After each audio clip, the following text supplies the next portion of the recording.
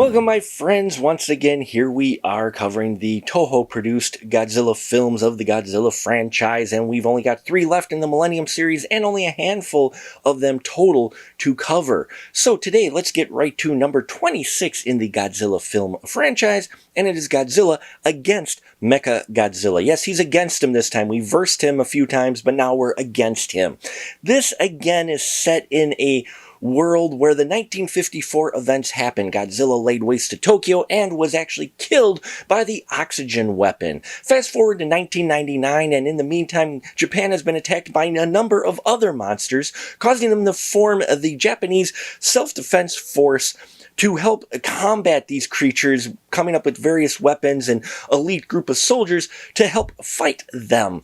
Well, we follow one of these soldiers, Akane Yashiro, in 1999 when a new Godzilla comes ashore to Japan and starts causing damage and havoc, and they see how their weapons do not cause much pain or anything to Godzilla. He's pretty much immune to them. Well, due to a certain mistake that Akane makes, it ends up in the death of a few of her fellow soldiers, and so she's tossed on a desk job. Meanwhile, the Japanese Self-Defense Force comes up with a new way to combat Godzilla should he come to shore again, and that's in the form of a gigantic robot named Kiryu, who is modeled after Godzilla, and the reason for that is they're actually using the bones from the original 1954 Godzilla within the structure of this robot as part of the DNA computer that is now installed in this large, gigantic weapon.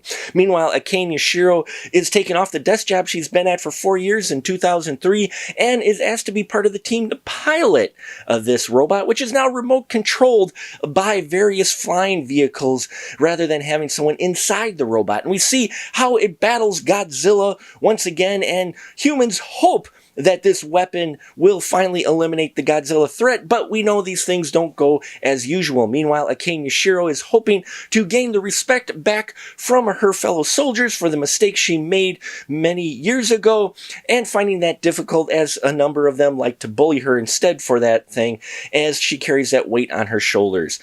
This film is interesting because it takes a few similar beats to what we saw in Godzilla vs. Mechagodzilla, in which we have the main female character who has a run-in with Godzilla that results in the death of her fellow soldiers.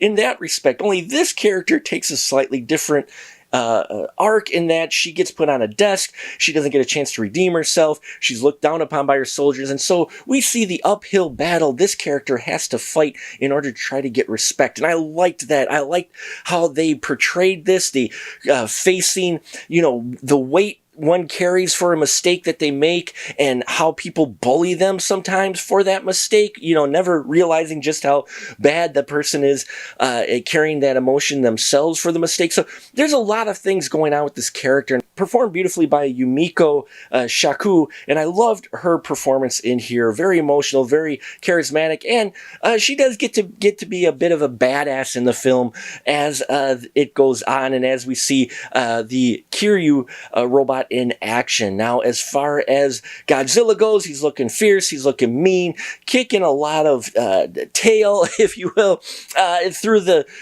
Japanese cityscape, destroying lots of buildings, and I love the fight between him and the Kiryu character, the robot. The fights, for the most part, are done really well, not as cartoony as we saw in Mechagodzilla, and yeah, outside of a few little animation choices they made with the fight, I liked how it played out overall. There's actually 2 fights between these big monsters in the film, and the first fight doesn't go quite according to plan, and I like that. I like that it didn't work right away for them, and it takes a little bit of a twist, which I didn't see coming, and I liked that. It also helped open up a discussion and covering the topic of the military creating weapons that don't exactly go right, and how that can affect the population when innocents end up being casualties due to these weapons not working like they were supposed to. Plus, they also cover for the first time in here the budget of these robots and other vehicles they're designing, and should they be spending the taxpayer money. I love these angles that they took with it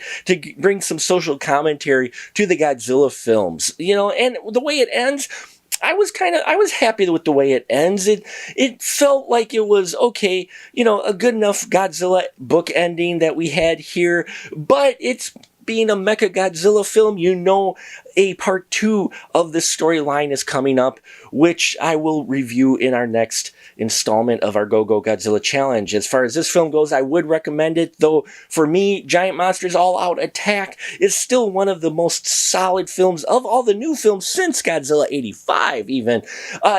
So this one is a little bit tough. That's a tough act to follow, but I think they do okay in here. I did like some of the dialogue and the characters, but it is still a little bit of a bumpy ride than it was for a couple of these other films recently that we had. So there you have it, folks. Please let me know what your thoughts are on Godzilla against Mechagodzilla from 2002. Did you like it? Did you not like it? What'd you think of Mechagodzilla in this one, aka Kiryu? Love to hear your constructive thoughts on it. And until next time, remember, keep that ticket stub